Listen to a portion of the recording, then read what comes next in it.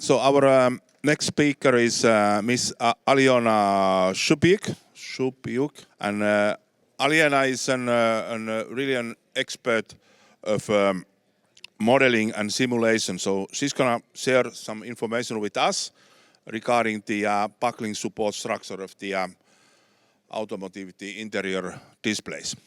Double D. So let me say, Sergey Shubin will also help Alyona. So even better. All right, you guys go ahead. Yeah, good morning, dear colleagues who are mentor. I would like to introduce our work titled as Buckling Support Structure for Automotive Interior Display. We will present this work together with my colleague Alyona. So I will start with brief introduction and we'll introduce the general concept, and then Alyona will proceed with more detailed analysis. So let's start. With general information about automotive interior display, and here it is a general trends which we observed over the last decade. So first of all, we see increasing number of auto interior displays. So right now, almost every vehicle contains interior display.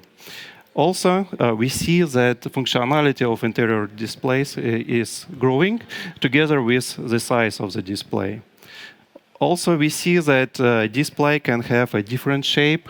It can be curved or even flexible. Then the thickness of the displays becomes smaller. And finally, we see that glass is utilizing for the display because glass has several advantages against plastic, such as glass has advanced optics. It has better touch functionality and better damage resistance. So, but when we use the glass for automotive interior display, we need to be sure that it is safe for the passenger. And one of the challenges here that the display can be subjected to the impact. For instance, if the passenger forget to fasten seatbelt, and the passenger can impact to the display due to sudden stop of the vehicle.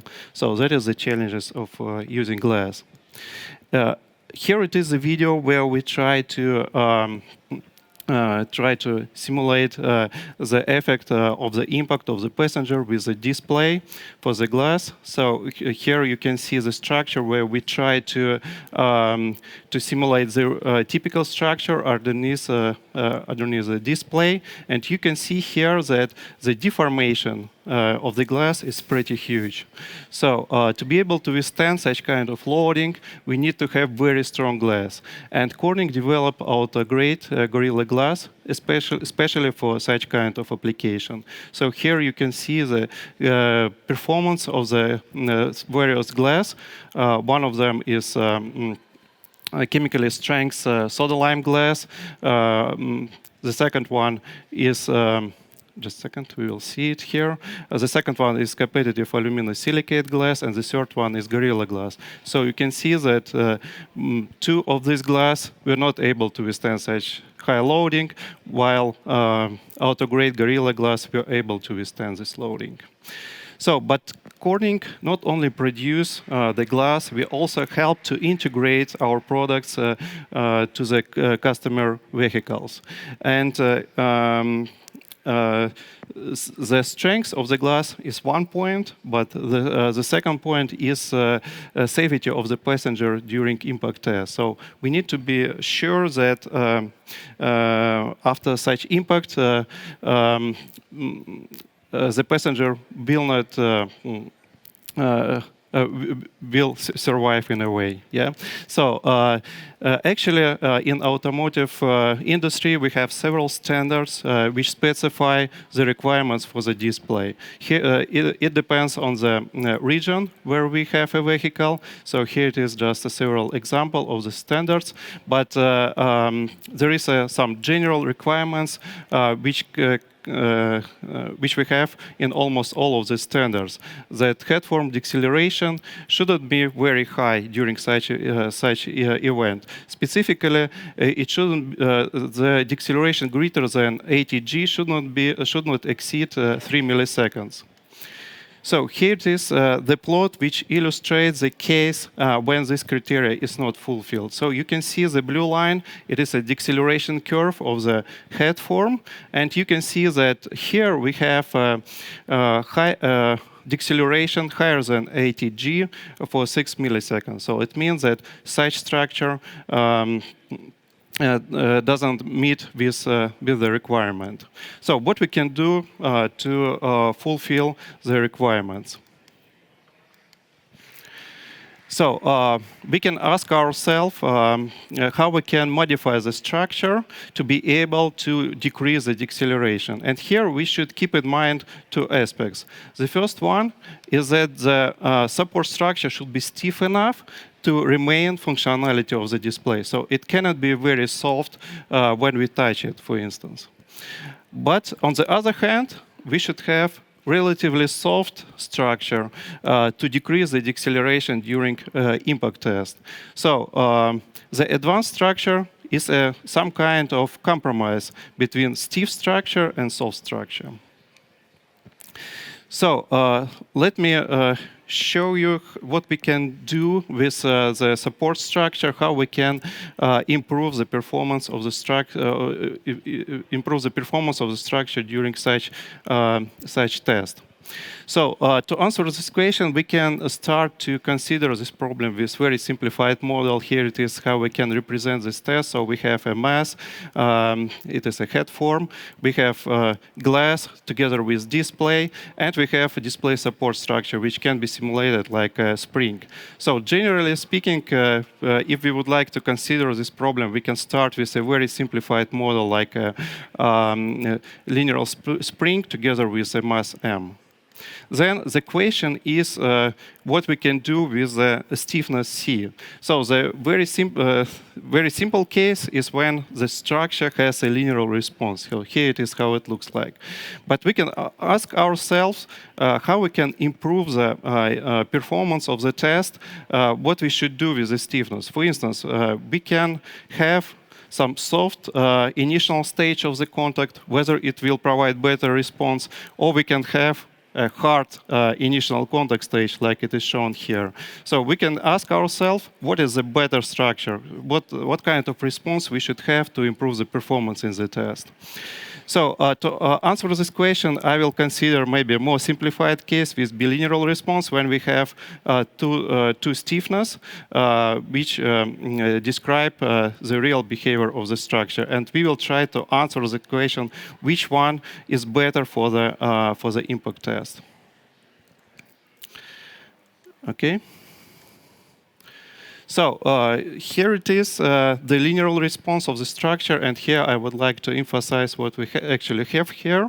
So if we have a linear response at the end of the process of the impact test, we have maximum of the contact force. And what we would like to achieve is to reduce this contact force, because deceleration proportional to the force. And during impact test, at the beginning, we have kinetic energy of the head form, and then it transfers to the strain deformation of the support structure. And this energy actually is an area underneath of the red curve. So we would like to modify the structure and to have the same deflection, because we don't want to increase the deflection and make it higher, but we would like to decrease the maximum contact force. So if we have a soft initial contact stage, here you can see how it will look like. So it is a blue line here, and you can see that at the initial stage of the contact interaction, such structure absorbs lower amount of kinetic energy. So it means that if you, to be able to absorb the rest of the kinetic energy, we will have higher contact force. So it means higher deceleration. So this case is not very good for us. On the other hand, if we have hard initial contact stage, then at the beginning of the contact interaction, we are able to absorb more kinetic energy. And it means that at the end of the process, we will have lower maximum force. So it means that we will have lower deceleration. So it means that this case is more preferable, and we need to make our support structure to have something like this. So actually, how we can achieve this? So here it is the example how we can do with this. Actually, what we usually see in such support structures that we have some kind of metallic structure, and at the beginning of the process, we have elastic response, but then when we reach some amount of deformation, we start to have a plastic deformation. So we have exactly such a bilinear response. So this helps to decrease deceleration on the one hand, but there is one disadvantage is that we have permanent deformation here. And after such event, we need to repair our structure. But actually, such a bilinear response can be achieved by buckling as well. So, and here it is what we propose to do. So here you can see just a general idea that if we have support structure, it has pretty similar behavior. So at the beginning, we have very high stiffness, but after buckling, the stiffness is reduced. So here it is how it looks like. The main advantage of such approach is that we do not have permanent deformation after the impact test, and we will not, we don't need to repair our support structure after impact. So let me pass the mic to Alyona. Thank you. Do you hear me? Good. Yeah. So this is how the real test looks like in real life. So we have impactor, which impacting the display with some velocity and mass. And to validate our approach of using such advanced support structure, we conducted a numerical modeling by replicating this test. And this generic replication of this test using finite element analysis. So this simulation aims to reproduce the dynamics of the impact and analyze the deceleration of the impactor. So let's take a closer look at the model details. So the model consists of three components. So it's the headform, its panel, and the support structure. So the panel itself consists of three layers which connected to each other: the cover glass, the adhesion, and the display itself. And also we have a headform which impacting the panel edge. And also we have a support structure which represents by the springs with some stiffness. And to proper constrain the model, we applied the displacement boundary condition. About the stiffness, initially the model, the supporting structure have a linear response. You can see that it's a blue curve with some stiffness denotes as C. And to implement our approach, we use a bilinear stiffness for these springs, and you can see the green curve. This curve we could split into stages. The first stage, when the springs exhibits some high stiffness and denotes as C1, and the second stage when the springs exhibits the lower stiffness. It denotes C2. So we run the simulation, and that's how it looks like. And let's discuss modeling results. So I will start with the deceleration of the headform. So during this impact deceleration, the headform has this deceleration. And as you can see, the blue line corresponds to the linear stiffness. The model with this stiffness failed to meet the head and form impact criterion.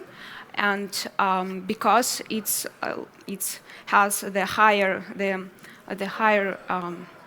deceleration than 80 Gs for the 3 milliseconds, while the case with the bilinear stiffness lies underneath this line criterion, and these results demonstrate that this approach is efficient and it allows us to improve panel performance during this test. Also, we analyze the stress which arises in the glass, and as you can see, for the bilinear structure response, the stresses arises in the glass are lower, and it's also beneficial for the glass during this test.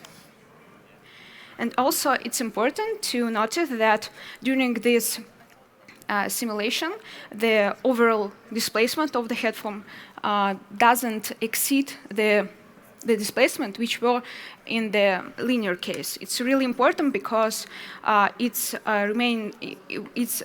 ensure that the display is remain the same functionality, and also it's really important for the customer and manufacturers because it allows customer not to reconfigure of the design of their vehicle. So, yeah, let me sum up. Corning not only produces innovative glass solution, but also helps customers to implement their solution into their products in efficient way.